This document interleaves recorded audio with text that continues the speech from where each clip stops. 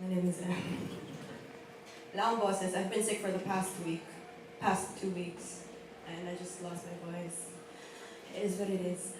This piece that I'm gonna perform, like a couple of days ago, 2 days ago I think, Words Anonymous, along with other groups, were featured in Spot.ph's list of who got filled poems, and this is the piece that they chose there. Of all my pieces, hindi ko alam kung bakit ito. Sino dito nag-yosi? Yosi? Yung totoo, walang aamin, ganon? Okay lang naman, wala namang judgment. The title of this piece is called Lungs, as in baga. Okay, lungs. Sorry, I made that joke. So yeah, this is called Lungs. Sinulat ko siya in part, like, the first few verses dahil dun sa once kong dinate. Tapos pinipilit niya ako mag-yosi, tapos parang kung bakit? Bakit? Ayoko nga. Ayun. Hindi ko na siya kinausap ulit. Ouch. Lungs.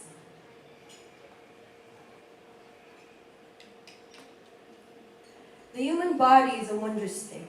You see, the left lung is smaller than the right lung to make room for the heart. Even the body knows how to adapt to survive. I always thought that the shortness of my breath was because of how you always seem to steal every single one of them in your presence. And I have shitty lungs to begin with.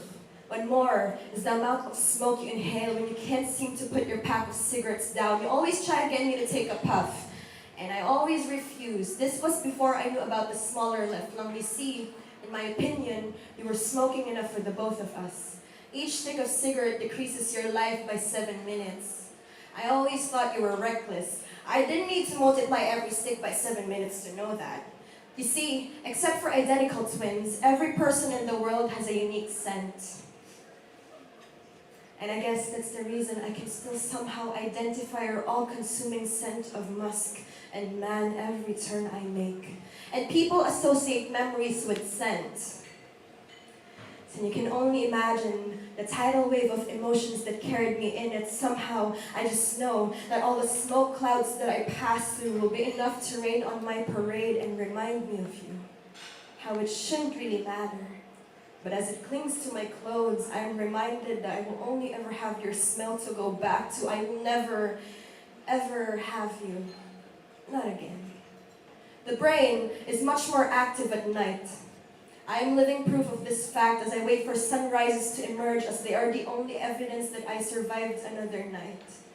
It's easier to sleep in the mornings when the sound of the world lulls me, evidence again to the fact that the world could still continue even after losing you.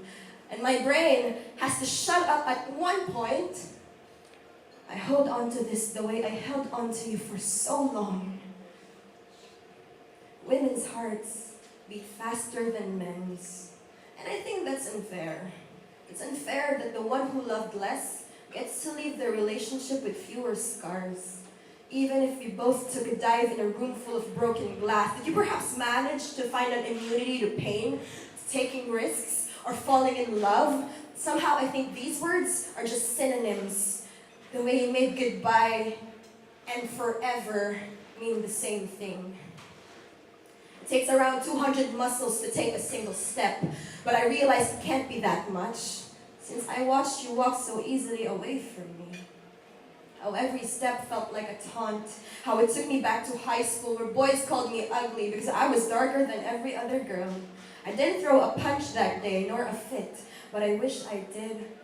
But I didn't want to give you the satisfaction of seeing me break. You see, I'm like the smaller left lung. I made room for your heart I thought I could save. But I was just another cigarette burning too close to the filter. But even now, I could probably identify the feel of your skin even with no light on. Could feel every ridge and could recite every single time I passed a childhood scar, say the story of each and every single one of them. I could still probably make my heart sync with yours, make a beat for my words to go with you, or the music my rhymes cannot exist without, and I just can't make myself unlearn